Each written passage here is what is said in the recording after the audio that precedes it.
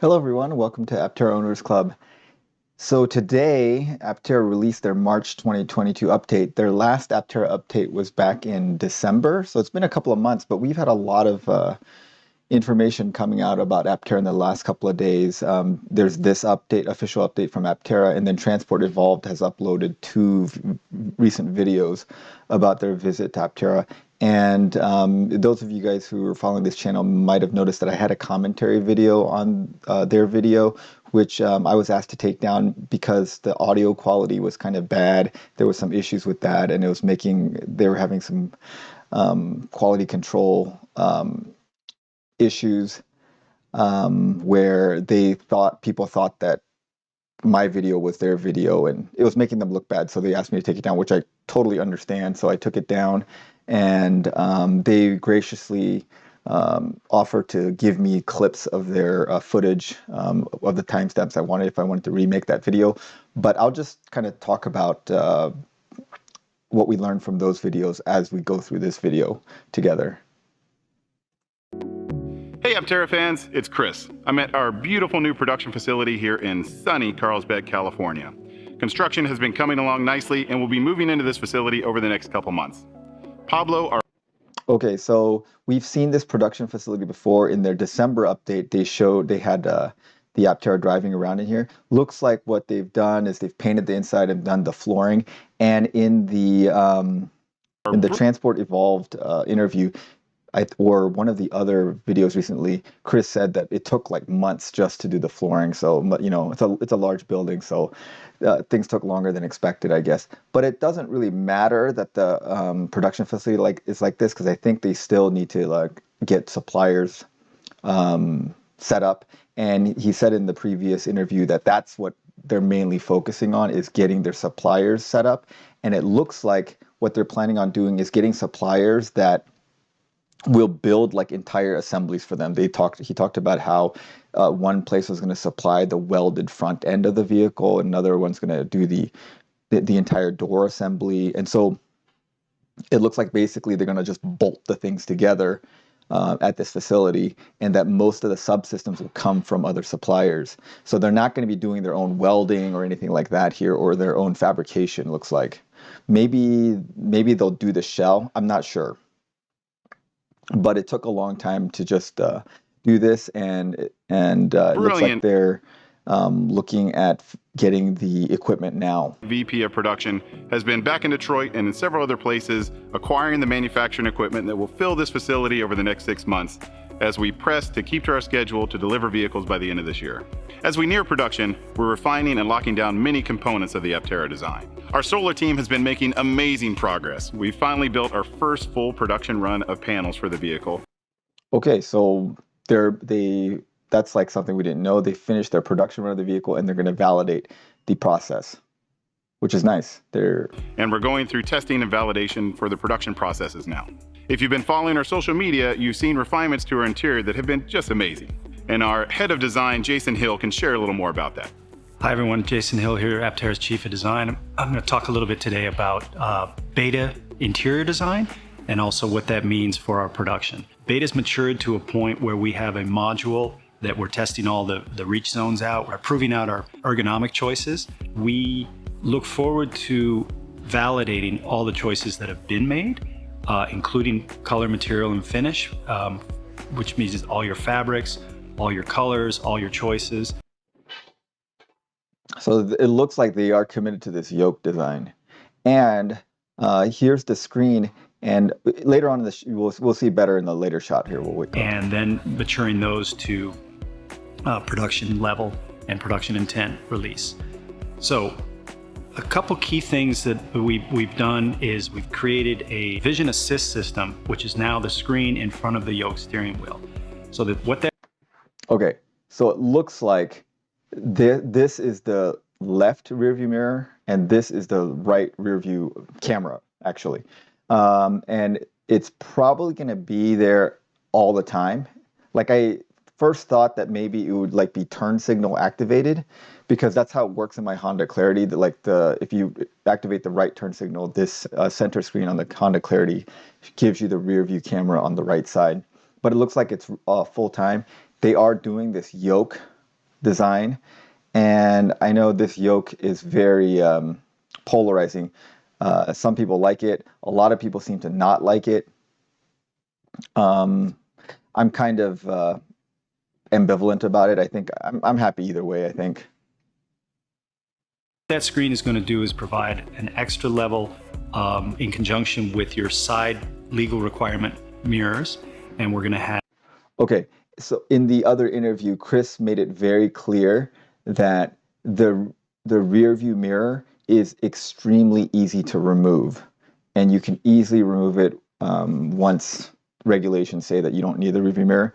And honestly, you could probably remove it even if the regulations don't change, and you just have to risk getting a ticket or something from a policeman that notices that you don't have a rear view mirror on it. But they've purposely designed it, and Chris was very clear about it. They've purposely designed it so that it's very easy to remove, and you would keep the camera functionality after removing the mirror. Have a video feed that'll be in front of you, and we're proving that out in both daylight conditions and nighttime conditions. The material finishes, we're still selecting for the exact material between more of the leather type product or the vinyl type product or the fabric type product, but we're going to have a healthy mix.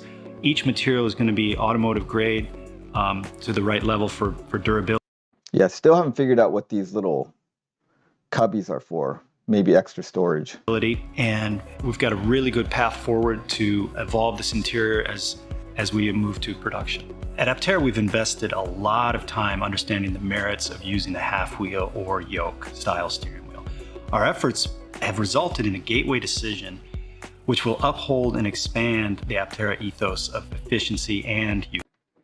It looks like they discussed this yoke design quite a bit, and they've made a decision to go with it.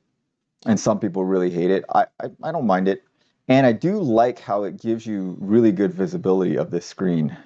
And as you know, most race cars use a yoke, like Formula One cars and things like that. But maybe it'll be a little bit too twitchy. I think that's what some people are worried about. So I'm going to reserve judgment until I try it out. But I'm not a performance driver or anything, so I don't think it's going to really matter for me. But I do like how it opens up this space and gives you really great visibility of this. Overall, this look is really nice. User experience. So this brings us a level. I really like the plus minus. Level of confidence in the result, and we look forward to having all of our users enjoy this feature without finding any trade-offs. In fact, that experience is elevated beyond the steering wheel. One of the things we've done in beta is we're working with our manufacturing partners and advisors on design for manufacturing. So our methodology is proven out so we can quickly get from our concept stage, which you'll see in the beta, to the production intent interiors through the work of both internal and our manufacturing partners. Everyone can expect to see a production intent. So I think that's a really important point. Jason Hill is saying that they are designing specifically for easy manufacturing. So the manufacturing side and the production side and the scaling up side is not an afterthought. They're not designing and then trying to produce it. They're designing in a way that makes production easy. And that's probably the work of their association with Munro and Associates. And real life interior by the middle of this summer. And as we close, we're hoping for a full interior that's done by the middle of summer. So that's only, 2-3 months away. Out Q1 of 2022. We've made beta street legal, so our engineers can take it out on. So it looks like they put in some turn signals and put on a windshield here and some headlights and some rear view mirrors and turn signals in the back. So when I was going down there, so I was supposed to go down there March 15th. That was the same day that Nikki from Transport Evolved was down there, and they told me that it was probably a bit much for the team to handle 2 media visits on the same day, and they weren't 100% sure whether the beta was going to be ready for a street ride. So I also wanted to hold off until it's completely ready. Turns out they were ready, and Nikki got a ride in the beta, which is really good. On the road and experience more real driving situations. We've been amazed with beta's performance in real-world situations and on the track. The acceleration is exhilarating, and the performance handling characteristics are just amazing. It's a huge compliment to our suspension development team. Nikki stated that she noticed that the suspension was much more grounded in the beta version than the alpha version. When I go down there, I will ride both of them. That's the plan, and I'll give you guys my thoughts on what the suspension and the ride quality is. How far we've come. And again, we want to thank all those that have joined to support our solar mobility movement. If you want to experience Aptera, subscribe to our newsletter or follow our social media channels. Thanks. Awesome. I love it that they've been giving almost monthly updates. I think it inspires a lot of confidence. It sounded like Chris is still pretty confident that they're going to be able to deliver a vehicle by the end of this year. As you know, I have my doubts about that.